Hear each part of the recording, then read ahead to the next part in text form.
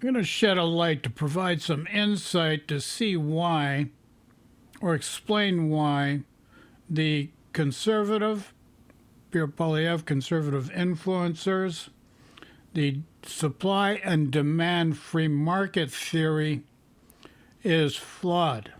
And it's created the problem we're in right now and why government needs to do things quite differently.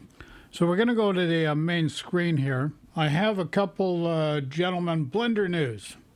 They have 9.88 million subscribers. Pretty sure they're conservative just based on what we see here. There's a civil servant, whistleblower, took on Canada's deep state. And they call the government the deep state.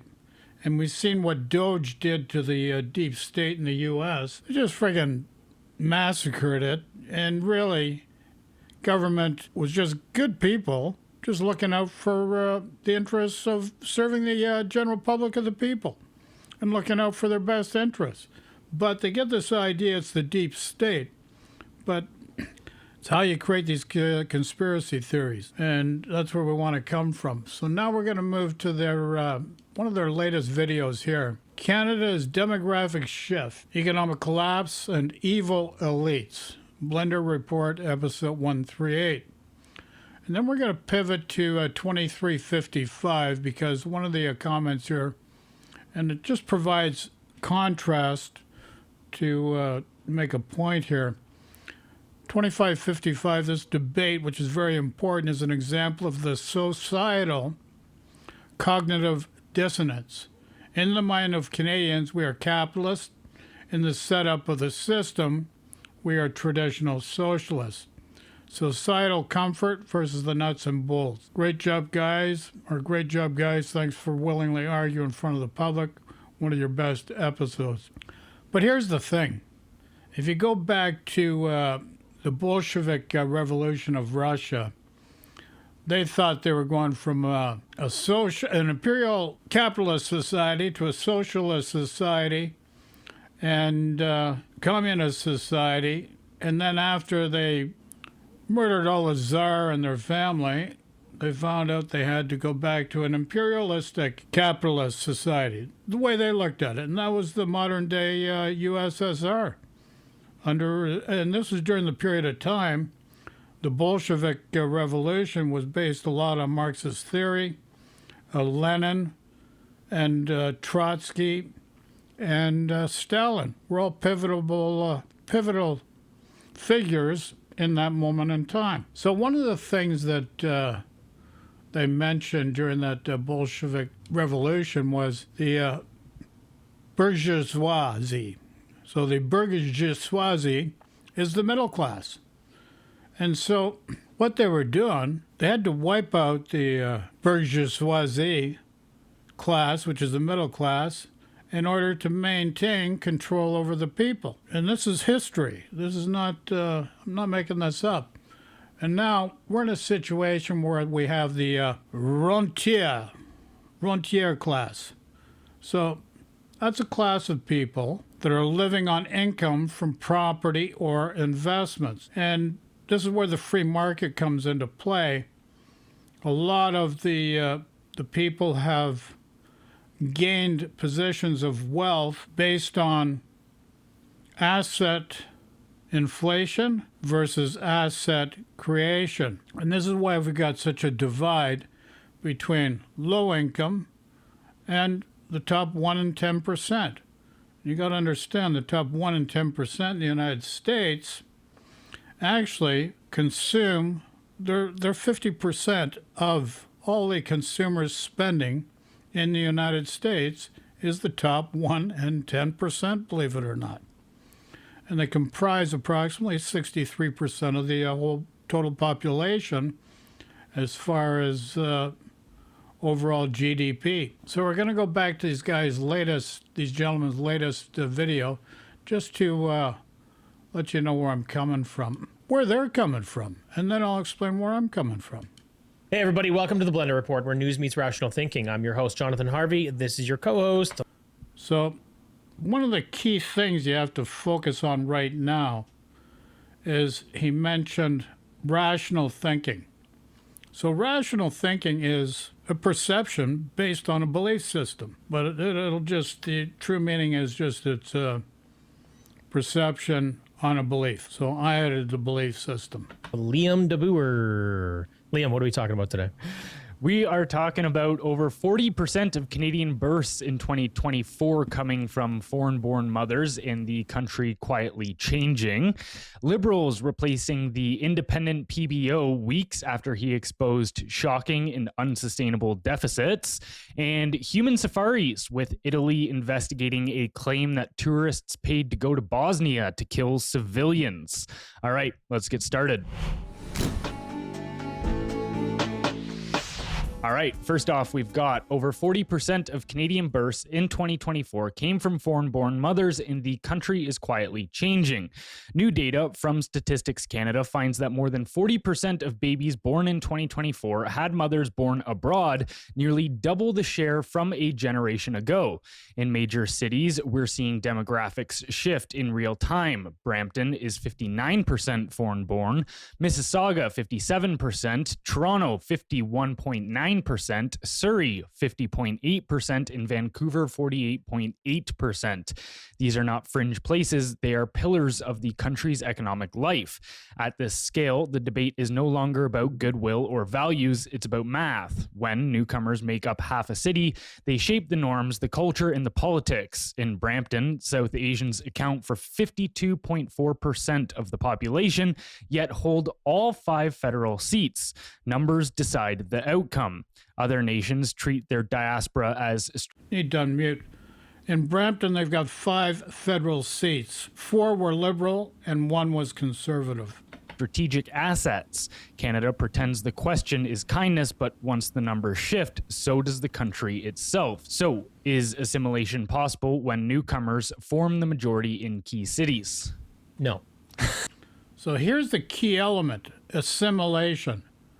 Now, if you ever watched the original, maybe it was the later Star Trek series with Patrick Stewart, the Borg. The Borg were assimilating all these other races throughout the universe. So here we see the term assimilation, and that's a key thing from a subconscious and unconscious perspective, and the programming at play for the belief systems that are created to create the avatar of the person, the badge of honor that has placed their faith in a political party, etc., etc. Ultimately, no, it's not, right? Like assimilation, if you think about it objectively, is sort of a scale game. It's about owning the majority, and you and I have this conversation about being on a ship, and if you've got 2 different captains that want to go 2 different places with 2 different crews, you basically have who's got a bigger crew and who wins that war, and then that's the one direction that you go. So that gets back to the Darwinian way of thinking, which is the way Donald Trump's operating now. Who's got the biggest club and yields the biggest club gets their way. And it really is as simple as that. Suggesting that because we've got this many people here that are foreign born, that it's a war, quote unquote. But what you do have is 2 cultures that have a lot, not necessarily like opposition as in like that's a terrible thing. We just live a different way, right? So you're seeing a lot, we have different interests. So that's what I think is happening in Canada. And that's what I think happens with assimilation. It's like, if you don't own the majority, you can't push assimilation. And then why I said that actually was more towards your political perspective in that piece is, if you don't own the majority, you don't own the political landscape at all, right? And one thing you do see, like you say, okay, it was about 52%, 53% were South Asian in Brampton, right? But the thing is, they're a more tight-knit community because there's a cultural connection there. So the others say 48%, it's probably a scatter graph. Mm-hmm. I have friends that live up there that are from several different cultures, none of which are Southeast Asian in this case. So you think about it, and it's like that other 48% is not voting necessarily in a cohesive block. Okay, they bring up an interesting aspect of the demographics of the population. And from my experience, what I would paraphrase and create the framework of what they call the demographics here from a cultural aspect is that you see these cultural bubbles where they stick within the cultural bubble. It doesn't mean they don't integrate with society. So I'm going to use integrate. They state assimilate. So they're very different words and they have different meanings. And you can subjectively, arbitrarily, or objectively create a lot of circular arguments to make a point, which helps no one get from A to B or C to D. And that's just the reality of things. Watch this just a bit more. So their 52% might as well be 80% in terms of controlling the political narrative landscape, et cetera. Why that's important, this is kind of beyond the assimilation, but it does connect.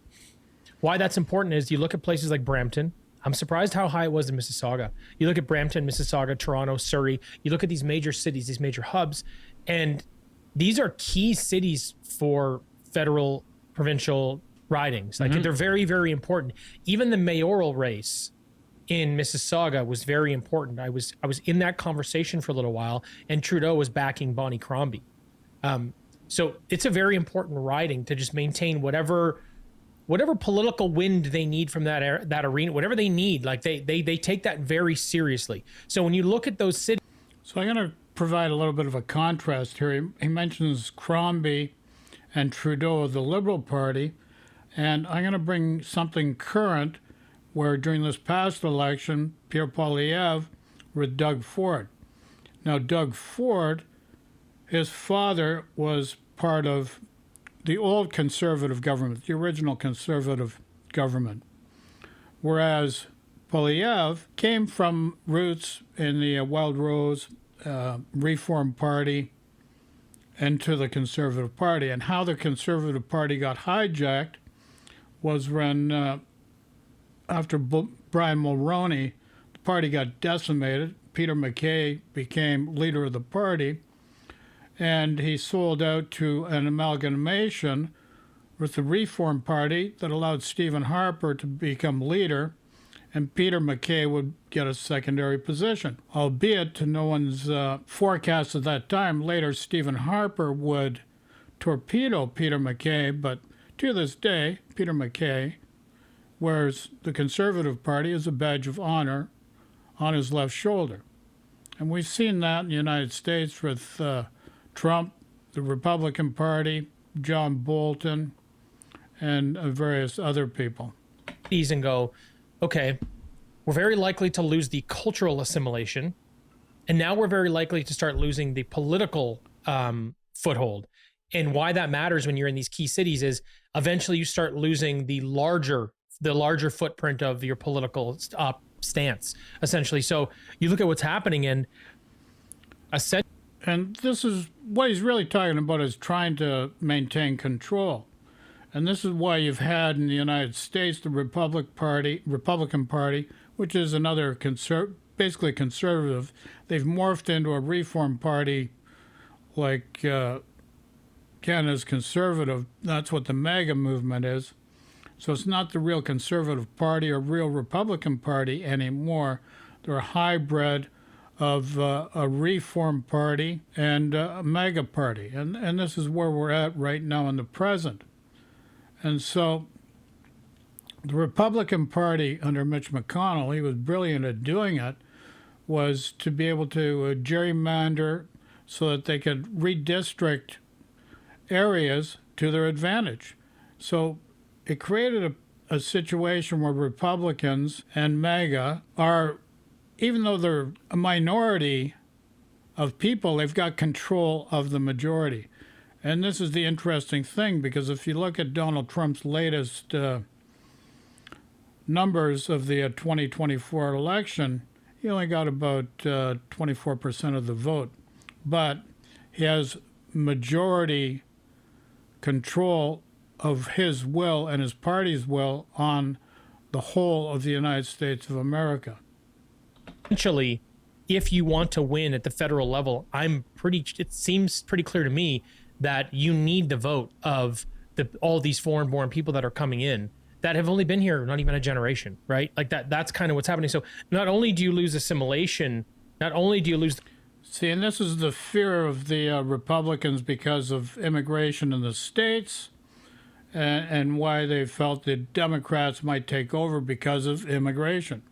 And this is why you see the immigration, the culture card being used in Canada under Poilievre to divide people. It creates a rabid following that is incensed and based upon very singular sects of policy which are divisive, and this is what they cater to, and this is what their followers feed on. And this is what we're seeing happen in Canada, because these are obviously Canadians now. And so now they're going through the same thing that happened with the Americans, and they're worried about losing their control. So they've got to figure out how to use a minority of people in order to have the majority control. And this is really what's happening before your eyes. The culture war, you have to placate to this new culture that's now here to even control your own federal politics. So I would say that we're 2 steps away from assimilation. I think we're a step and a half away from Canada just becoming this sort of melting pot you can never get control over again. There you go. He said it right there himself. Meanwhile, Canada has been the darling of the globe as far as multiculturalism, and Toronto has multiculturalism that is unparalleled anywhere else in the world. And that's the reality. So now what we're going to do is switch to the 2355 mark. I don't think you're hearing me. How do you think when people come to a country, they need infrastructure to survive? Or you end up in a place, look at where we're bringing people from that are totally okay with 10, 15 people living in one home. Do you think that like all of a sudden changes? Yes, because they need to eat. They need to have their kids cared for. They need health care. They need all these other things. You're only focusing on homes, which will scale anyway. I'm not only focusing on homes. So you don't think any of our other infrastructure is going to scale up as demand is increased for food? You don't think there's going to be more grocery stores, more restaurants, more anything else? As demand increases for healthcare, you don't think that's going to expand? Wait, okay, so when I'm asking you a question, yes or no? So no, you don't. Okay, so I'm looking at, I don't, but like That's I haven't seen. Go look at capitalism around the world. Any system of supply and demand, demand catches up, or supply catches up to demand. That's how it. Okay, so this is a key aspect of what I've been trying to get people to understand, that they've been misled in how the economy really works, how money through government works and it's created, and how it works with society. So now they're focusing on the supply and demand, and this has been what's created the affordability issue, a great divide between low income and the top 1 in 10%. It's pretty much obliterated the bourgeoisie class, which is the middle class, because the free markets, the rentier class, to live on income from property or corporate business, stock markets. And that's where the free markets come into play. And we've seen how the free markets have created this divide. And you have to also remember that the free markets, the stock market, and big corporations really have no moral compass. They have no moral obligation other than create a bigger profit. They have no moral obligation to society and their workers to make sure that the wages keep up to what is necessary to provide a half-decent living standard, because most of them went offshore with a lot of their operations. And this is where a guy like Trump, which is a functioning illiterate, and we're not going to go into more detail about that, but he does not understand cause and effect and why he's embraced this tariff as a way of getting back to the gilded society class of the 1920s, which was another failed experiment on a societal basis overview. History proves that. Works. And that's what I'm saying is they're forcing through demand to drive supply. That's what they're doing here. I don't think that's the case at all. So we disagree. It's all Yeah. good. We'll just move on. We will see. But I think if you look historically at what I'm saying and you look at any economy around the world that has any semblance of capitalism involved, that's how it works. Supply and demand. Okay, again, I think our economy is 60% government ran. That's not sustainable. It has to go the other way. Okay, so when does it go the other way? Because it's been going one direction for decades. It's not. See, they can't figure it out. There's the free markets, and there's this societal situation of 60%. This is where the government and deep state comes into play, and mitigating or minimizing the size of government. When we've seen how Doge was such a big failure down in the U.S., but they don't think that. They think free markets will correct things, and that's just a neoliberalist economic or economist way of looking at things based on a theory of supply and demand, and we've known that theory of supply and demand, which really was accentuated in the mid-'80s under Reagan and Thatcher, is a failed model because you have the affordability crisis right now, and I'll just leave that at this point. Let's listen just a bit more. The thing is, for the last 3 years, we've had a massive increase in population every year. 3 years now. It's been 1.3 to 1.5 million. So now you're seeing the demand drive. So you have to wait. You have to wait until there's going to be a point at which you start increasing supply. I just will not get on board with the fact that you don't think they're going to increase supply with this many people. It makes no sense. Okay, so forget the last 3 years. Where have you seen that we're heading more and more towards a capitalist society over the last 4 or 5 decades? That's a different conversation. I'm talking about increasing supply of infrastructure to meet the demand of the number of people you have. It's very simple. I'm saying that the people in charge and that have a lot of power and wealth in this country that completely control our economic and political system, they are perfectly happy with having 100 homes with those values. I'm just using an arbitrary number here, with those values going from, let's say, $100,000 a home to $1 million a home. They are just as happy to see that happen as they would be to create 100,000 homes. To them, it makes no difference on their bottom line. Sure. And what I'm saying is the people that actually live in the country will, through the system of capitalism, aside from the government, they will play a game of supply and demand. Because if homes become worth $1 million instead of 100,000, there's going to be a lot more people building them and selling them for 800 because there's See, this is where their argument on both sides just goes right into the crapper. Because now he's saying free markets, supply and demand, there's an opportunity where they can make money at 800,000 versus 1 million, and they'll produce new houses based on that. And that's the false narrative that we've been bringing forward from the pretty much since the beginning of the 70s and during the OPEC crash. And there's a perfect example. I just thought of OPEC. Interest rates, went up to like about 20%. Mortgage rates up to about 20% because they used interest rates as a way of dealing with things instead of the John Maynard Keynes model of stimulating the economy like the 2008 crash. And understand the 2008 crash was not because of government debt, it was because of private debt. The CDSs, the default swaps, brought down the markets, and that's what created the problem. So as soon as governments start trying to cut back and squeeze the monetary policy, you get private debt flowing more freely, and the thing that the markets, like the Dow, et cetera, it's just based on more profit, and let's face it, pretty much just greed. So we're going to pivot away from these guys now at this point. I'm going to give you a different perspective, and we're going to go to an accountant. An accountant. That's those guys again.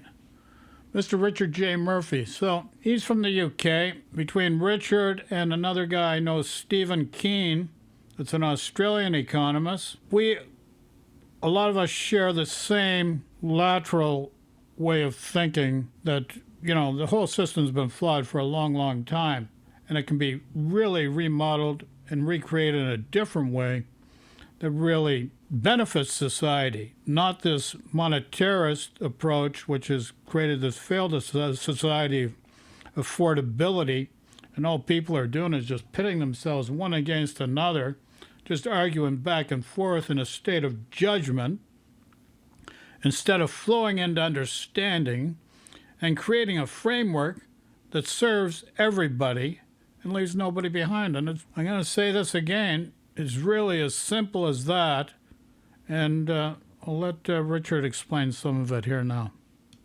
Thanks for watching this video. If you've enjoyed it, please do click the like and...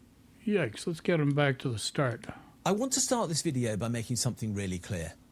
Profit is a valuable thing. Profit is good. Profit, if it is used for social purpose, is beneficial to society. Profit, in this context, is a fair rate of return to people who invest in businesses created by entrepreneurs to reward them for the risk that they take by creating products and services that literally meet people's needs. That reward is paid out in two ways. One, as a rate of return, and the second one is as funding for future investment so that a company or business can continue to meet people's needs within society. If that's what the purpose of business is, then profit as the fuel that keeps the process going is valuable, and I'm not going to knock it. But do understand what I just said. Profit is the consequence of meeting the needs of people in society. Business's job is to supply goods and services at prices that people can afford so that they can have a better life than would otherwise be possible. The goal of society is to live well, and businesses can play a part in that. And if they do succeed in doing so, then profit is the indicator we have of their success. And I'm not going to knock any of that. To me, that's a good thing.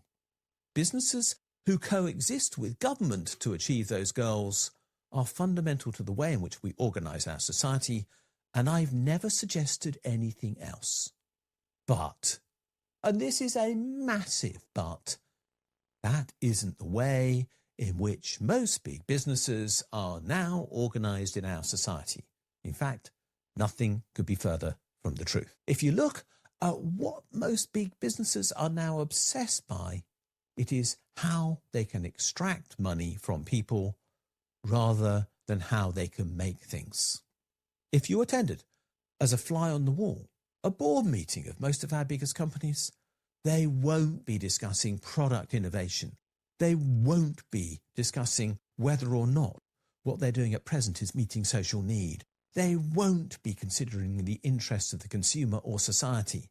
They will be discussing the directors' bonuses. They will be discussing whether another buyback of their own shares using the profit that they have made could inflate the share price to trigger the next round of directors' bonuses.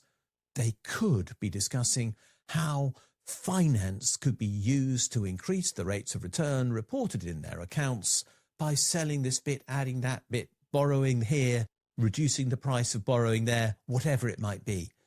These companies have become the masters of financial speculation. They have forgotten how to be the masters of production and the masters of engineering to meet need and not to structure a balance sheet. Profit, as a result, no longer measures success. It simply measures, in far too many cases, the ability of a modern company to exploit. The ideology of shareholder value has licensed greed in our boardrooms. The pretense that the only thing that the boardroom should think about is the increase in the value of the shares of the enterprise without ever having worried about how that arises is something that has absolutely corrupted business from top to bottom. Chief executives chase quarterly results instead of long-term purpose. workers, customers, communities, and whole subsidiary companies and the structures built around them have become expendable inside these large companies whose only focus is upon financial engineering. And businesses have forgotten that their very existence depends upon social trust and shared prosperity.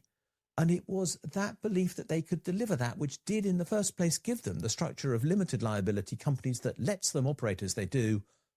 And that trust is failing. Short-termism is driving pollution. It's driving low pay. It's driving tax avoidance.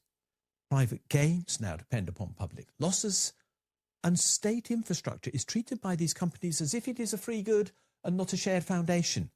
And they have no willingness at all to recognise its value or, perhaps as importantly, pay for it. Profit has become totally detached from responsibility.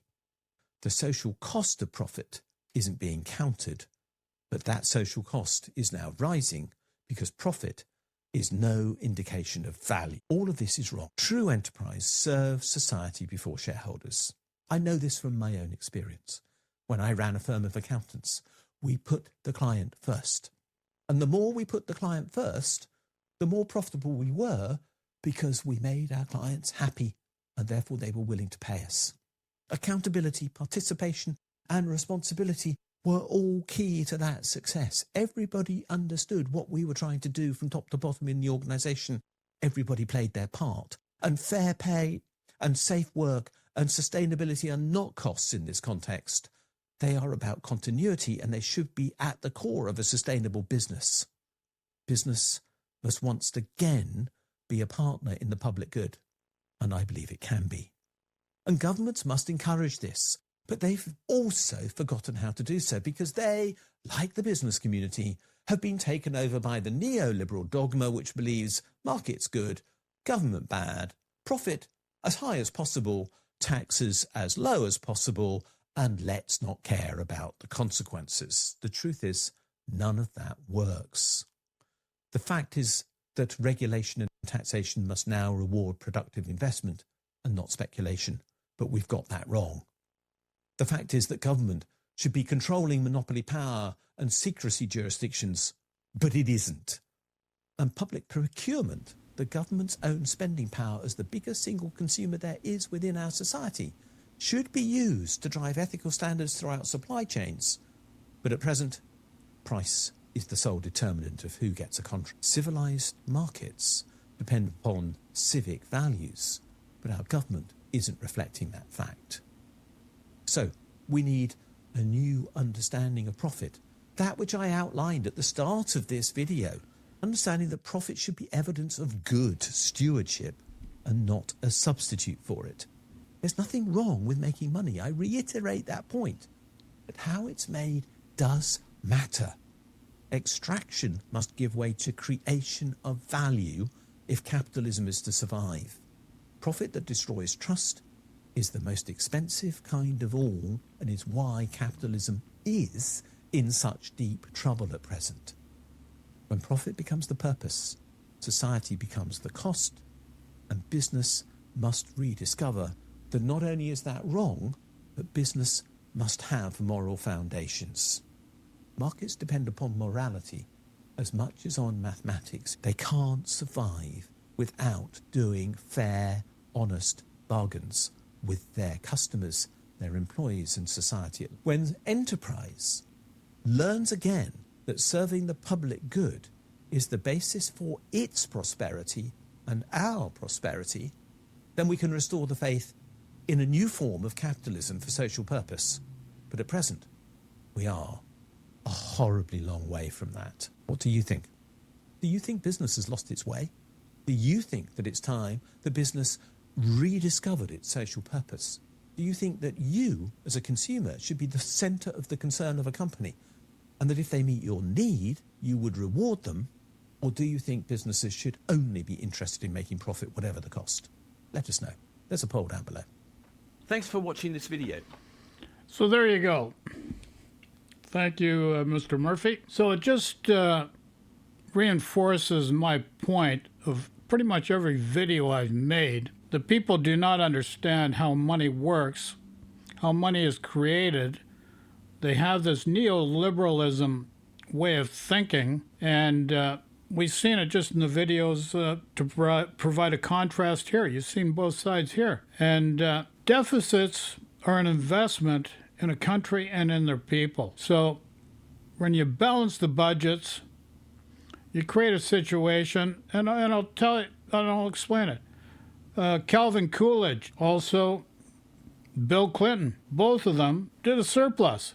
And what happened? After Coolidge left in 1929, had the largest depression in the world, and after, Bill Clinton's surplus, ended up going into recession. So to think that balancing and creating surpluses is working, no, it's not. And then people say, well, what about the debt? Our future children will have to pay for it. Well, guess what? Just get the Treasury through the Bank of Canada or the Feds, and you've seen that in 2008, how they just bought up the bonds and then put more money into the system. People will say, well, if you put more money out there, it's going to create inflation, which is just utter nonsense. It's when you allow food costs, energy costs, and free markets that just want to grab more and more and more, you're going to end up in a situation where you have asset inflation versus asset creation, which serves a few instead of serving everybody. And that's where we're at. So if you think differently, by all means, just post in the comments section, but try to be civil. I got this one guy from the state, he goes by the moniker the state of Alberta, wants to be a separatist in Alberta and just wants to leave the less fortunate behind, and people can't make their way, just leave them behind. But try to be civil about how you discuss things. Just a certain standard of decorum is all that I ask. So what do you think? Sending love and peace to everybody. Take care. Thanks for watching. Canada, the U.S., two countries, totally different politics, but we share a border, a media space, and a lot of the same problems. I'm Michael J, and this is Borderline Politics, where we cut through the cliches and compare real policy, culture, and power on both sides of the 49th parallel. From free speech to healthcare, housing to populism. If it matters politically, we're breaking it down. Subscribe for smart cross-border political insight. Two countries, one